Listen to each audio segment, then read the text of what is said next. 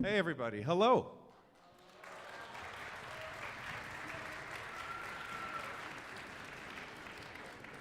I am Dr. Parisi, and we are delighted that you have joined us for this day of music making. We loved what we got to hear this morning and excited about what we hear this afternoon. How many of you went to master class this morning? How many of you learned something new? Good. The hands should stay up. I hope so. Our faculty were absolutely delighted to spend time with you.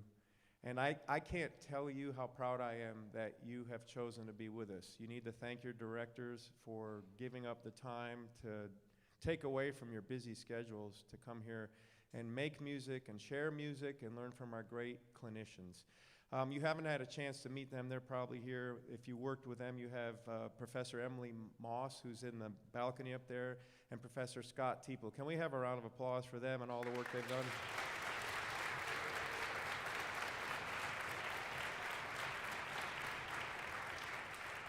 And then, again, I'm Dr. Parisi. I've been here for a good bit, and I know a lot of your directors. And my colleague later will be out here, Professor Stephen Davis, our director of bands, to share some music with you. You're in for a treat because this group in front of you is going to play three pieces.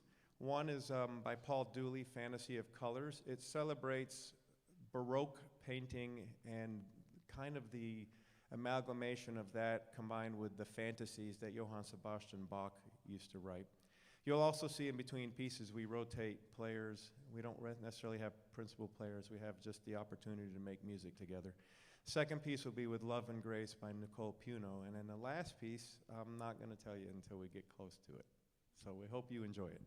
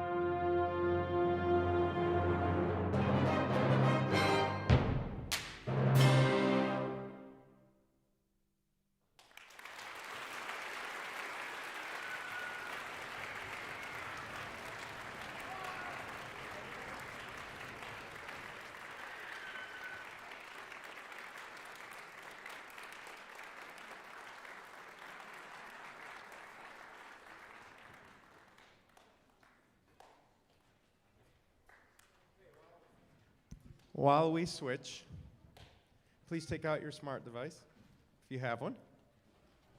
You're not supposed to have one in a concert, but you have it right now, so you have my permission.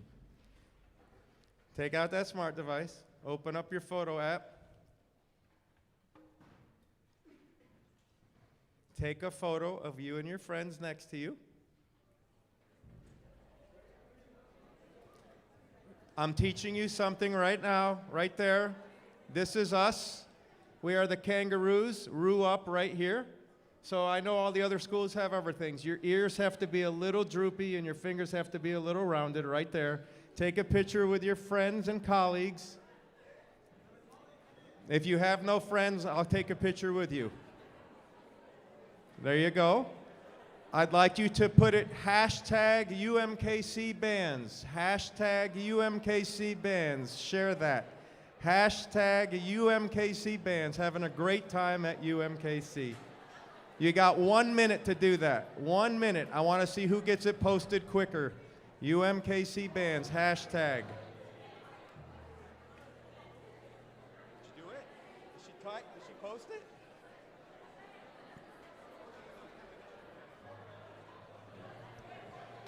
You got 25 seconds to post it.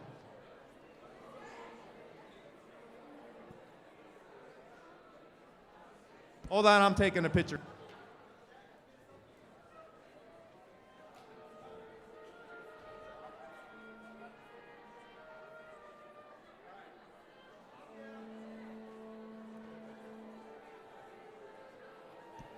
Ten, 9, 8, 7, 6, 5, 4, 3, 2, and done. All right. I think we've got everybody up. Are we switched? Are we still waiting on a contra? We good? Okay. First of all, thank you for doing that. We really appreciate you being here and to let the world know that my colleague and I are deeply committed to music education and sharing our love with you on that. Again, I told you're in for a treat. Our next piece is a beautiful ballad written by Nicole Puno. It's just remarkable. I had the great pleasure of meeting her last week in Arkansas for the first time. We've spoken many times, but we sat down together and she listened to us play it there. And the beauty of music is that it allows you to kind of reflect and think back. And she shared with us that she wrote this piece during a very difficult time in her life. And she was so vulnerable with the students, like many of you are being today with our clinicians, letting them kind of work with you and expand your horizons and nuances of musicianship. She was so vulnerable. As she was speaking to the group, she got very emotional. She said, I remembered writing this during a difficult time. And as a composer, one of the most daunting tasks sometimes is the blank page. She said this one came to her rather quickly. She sat at the piano and just wrote the piece full of emotion. It's called With Love and Grace, and I just hope you enjoy the beautiful music she put forth in such a beautiful manner. We'll take a couple tuning notes and play this for you.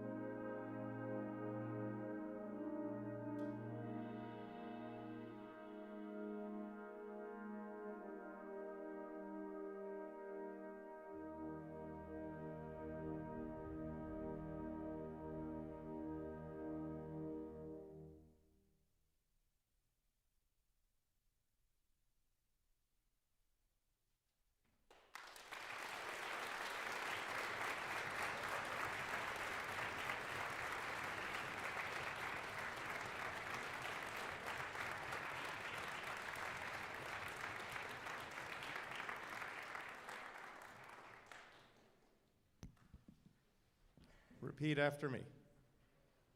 I love music. I will always love music, regardless of what path I follow. Right hand up. Good job. One more time. You are funny people. I love you. I love music, regardless of what path I follow. So help me, John Philip Sousa. So listen, my friends. You can stop repeating now. I love you. You're good at this. This is a good game. I should have figured. Wherever you go, wherever you decide to go to a university, if you decide that's your path, or you live in a community, there will be a band for you. Here at the Conservatory, we have 3 ensembles. This is the Wind Ensemble, primarily an undergraduate group. Probably the average age is 19. The Wind Symphony you're about to see, you're getting to see a world premiere with them. That is exciting. It's called Adventures in Wonderland, and it follows the story of Alice. The music was commissioned by my colleague and I and a group of American Bandmasters Association board members, committee members. It's going to be cool. You're going to love it. The reason I'm saying this to you is that we have our 2 bands that are majority music majors. We have a couple of people in here who are non-majors, but then on Monday nights we have a campus band. And wherever you go, just make sure that you continue to make music in your life. You just swore to me that you will. So on John Philip Sousa's grave. So promise me, I love music. So help me, John Philip Sousa. There you go. We're going to tune, and I'm not going to tell you what we're going to play because you may know some of them.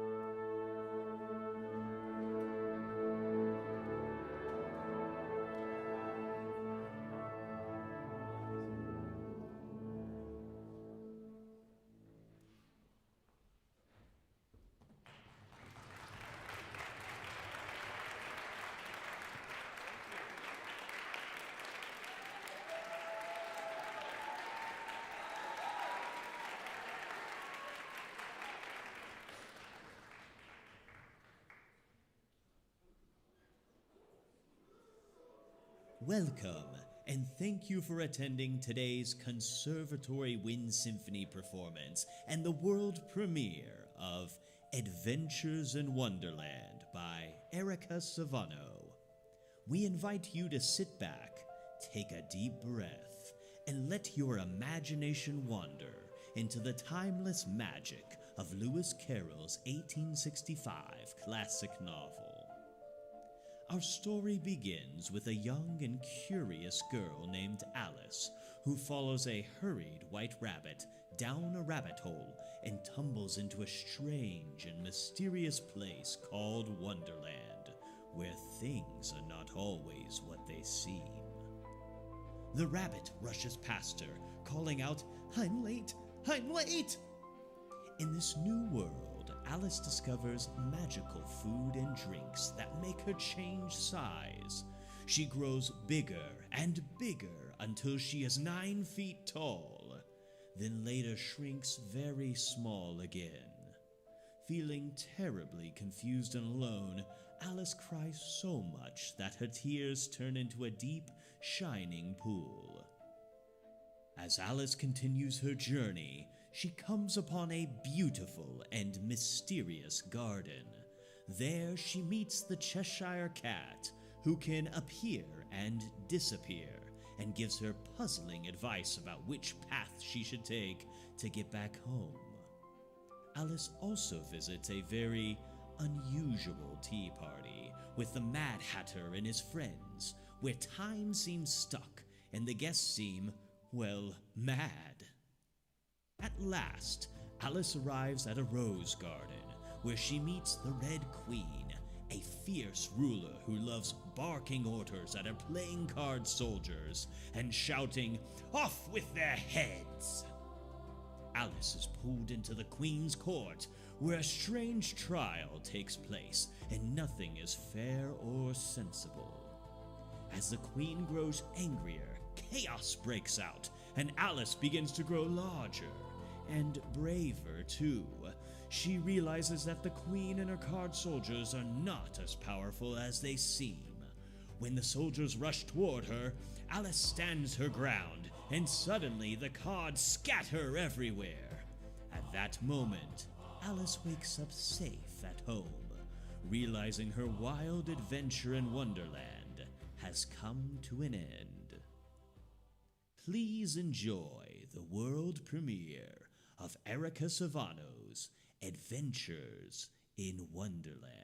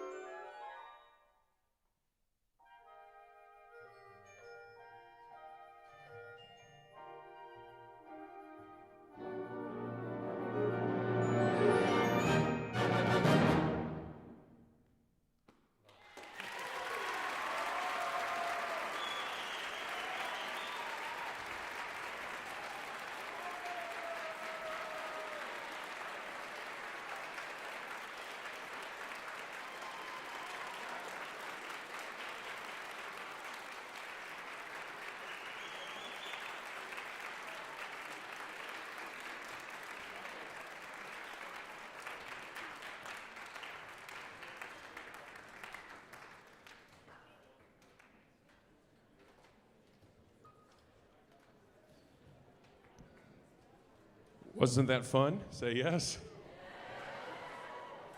Have you read the book? Maybe that's your opportunity to go home tonight and start reading it. It might inspire you. I think that piece is charming. And everybody say thank you, Erica Savano, who's watching us online. Say thank you, Erica Savano. Say that. That was a world premiere. How often do you get to see a very, very first performance of a piece? You were just part of history. Everybody say part of history. Good, I'm proud of you. I'm kind of vamping, waiting for us to finish our concert with a piece that I think is going to make you really love music even more than you already do. Can I have everybody sit up really tall for me? Sit up really tall for me. Tall and proud. Put a heart in front of your face. Put a heart in front of your face. Smile. Smile. Show me the work that your parents paid for your teeth to look so beautiful. Everybody smile at me. Everybody say no sleepy. Say inspiration. Listen, these are great players that I'm getting to work with up here. They're from all over the world, frankly. Those of you that are in Kansas City have such a gym here with the Conservatory. If you look at the rosters in the program, you'll see where they're from. I think they're from 27 states and 5 or 6 different countries. That's pretty cool. That's international. It's very diverse, which we're proud of as well. But it really is a joy to be the conductor of those fine people. If you've already been to master classes, I know Dr. Parisi had you raise your hand. You have to know that our applied faculty here, the people come from all over the world to try to get a job on our faculty. Those people were selected for a reason. I hope they inspired you immensely. They inspire me every single day. Say, I'm so lucky. You really are. I'm Steve Davis. I'm the director of bands here. I head the program. It's one of the greatest honors of my last 20 years. To the music educators in the house, my first job was middle school. My second job was high school. I spend many weekends. I just got back from Texas, Austin, Texas, late last night, working with a group down there. And I love it. And music is an apprenticeship art form that we continually give back to. I hope none of you get so good that you forget where you came from. It's really important. And that you just keep giving and giving and giving and giving. That's what elevates the world. Say, all that's true. I know Dr. Parisi already thanked our great clinicians, Emily Moss and Scott Teeple, but I get the great privilege of choosing them. And if you were able to work with them today, you're really blessed. They inspire me. They're great, great human beings in addition to being miraculous artists. And you have to have both. You have to have both. All right, thank you for coming. That's all I want to say. How about that wind ensemble? Let's give the first group that performed today a round of applause. Yes.